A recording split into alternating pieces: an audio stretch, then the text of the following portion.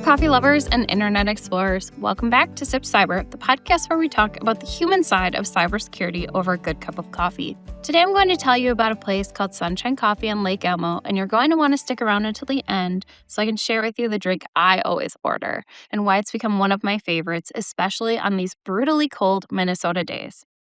But first, I want to talk about something that's been making headlines recently. It's being called the ghost student scam, and it's one of those stories that sounds really far away until you realize how easily it can touch real people. So here's what's happening. Scammers are using stolen or fake identities to enroll in colleges and universities, often online programs. They apply for financial aid, who doesn't love a FAFSA form, student loans, and grants. They meet just enough requirements to trigger the money being dispersed, and then they disappear.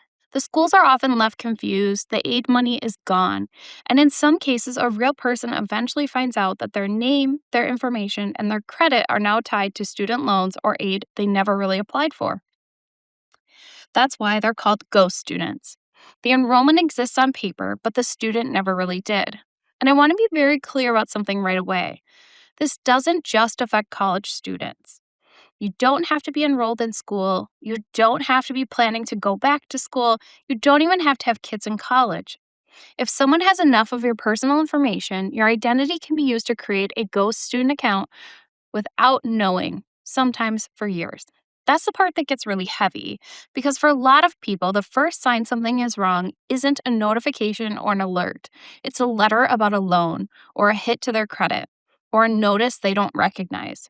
And by then, you're not preventing a problem, you're recovering from one. This is where I always hear people say, okay, but what can I actually do?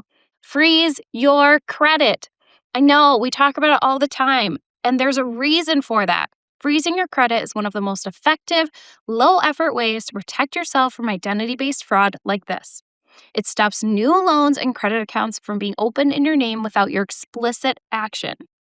If your credit is frozen, a ghost student can't take out student loans as you. They can't move forward quietly. They hit a wall.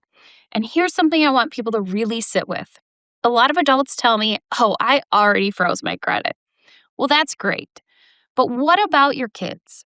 Children's identities are incredibly valuable to scammers precisely because there's usually nothing there yet. No credit history, no monitoring, no alerts. That gives criminals years to use that identity before anyone notices. So yes, I'm going to keep saying it. Not because it's trendy, not because it's cool, but because it works.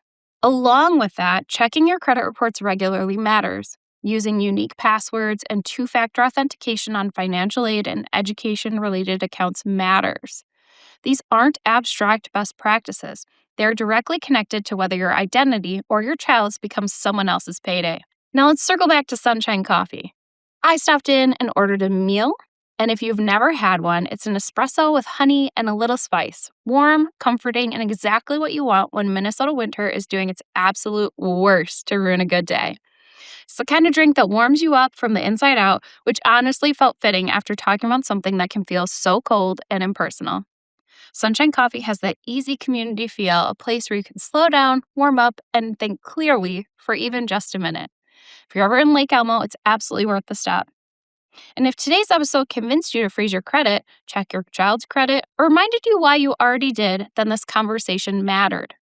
As a reminder, you need to freeze your credit at all 4 credit bureaus: Equifax, Experian, TransUnion, and Innovis. That being said, thanks for spending time with me. We'll be back next week with a new spot and a new tip. Until then, stay safe, stay human, and keep sipping.